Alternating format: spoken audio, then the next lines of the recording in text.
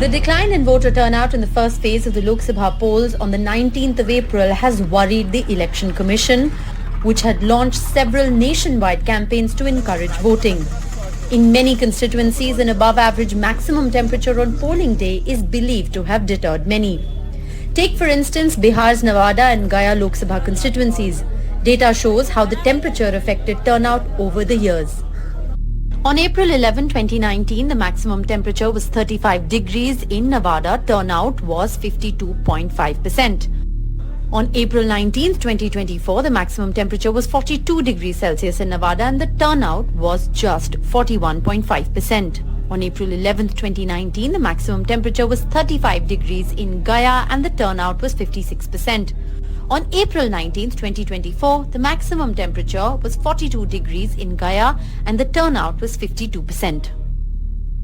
The Indian Met Department has forecast a hot summer ahead with an increase in the number of heat wave days.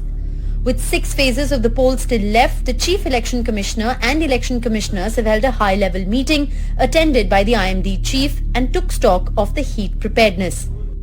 Bharat मौसम विज्ञान विभाग election commission of India के साथ लगातार touch में है और हम सीजनल फोरकास्ट से शुरू करते हुए monthly forecast, week wise forecast और एवरीडे फोरकास्ट हम इशू कर रहे हैं। पब्लिक तो इशू हो रहा है, इसके साथ साथ इलेक्शन कमीशन ऑफ इंडिया को भी ये इशू हो रहा है नेशनल लेवल पर और स्टेट लेवल पर भी।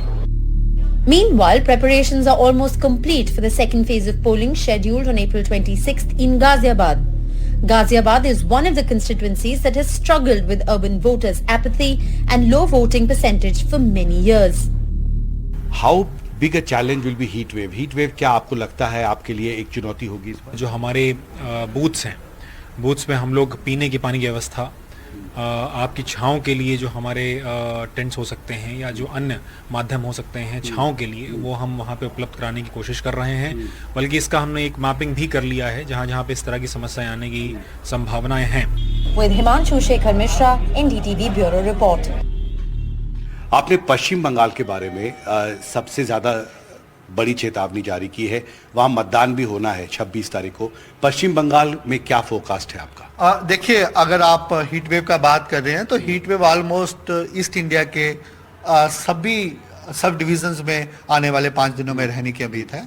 जैसे सबसे पहले हम वेस्ट बंगाल की बात करें तो वेस्ट बंगाल में हमारा अनुमान ये है कि आने वाले 5 दिनों में heat wave to severe heat wave रहने का अनुमान है।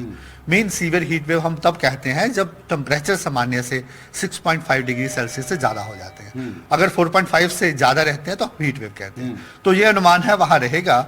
और इसके साथ ही थोड़ा ह्यूमिडिटी भी कोस्टल एरिया में हायर साइड रहता है और मिनिमम टेम्परेचर भी नॉर्मल से थोड़े ज़्यादा हैं। इसको मद्देनज़र रखते हुए हमने वहाँ पे आने वाले 3 दिनों के लिए रेड अलर्ट दे रखा है और उसके बाद ऑरेंज अलर्ट है। और सिमिलरली अगर आप उड़ीसा की बात करें, उड़ीसा के लिए भी हमने स्पेसिफिकली कोस्टल एरियाज, उसके लिए हमने आने वाले 5 दिनों में heat wave to severe heat wave का वार्निंग दे रखा है। झारखंड में भी एक आधे दिन के बाद थोड़ा हीट वेव का आने का प्रोबेबिलिटी है। बिहार में भी हीट वेव रहेगा। राजस्थान में भी मतदान है, क्या प्रोजेक्शन है राजस्थान? देखिए, राजस्थान अभी नॉर्थ वेस्ट इंडिया की बात करें तो नॉर्थ वेस्ट इंडिया में कंटिन्यूज अभी थंडरस्टॉर्म एक्टिविटी हो रहा था, वेस्टर्न डिस्टर्बेंस इन्फ्लुएंस कर रहे थे। तो पूरा नॉर्थ वेस्ट इंडिया में इंक्लूडिंग राजस्थान टेम्परेचर इतने ज्यादा नहीं है। हालांकि जब 40 रीच करते हैं तो people should take the precautions, लेकिन अभी जो भी है टेम्परेचर सामान्य है या सामान्य से कम ही है।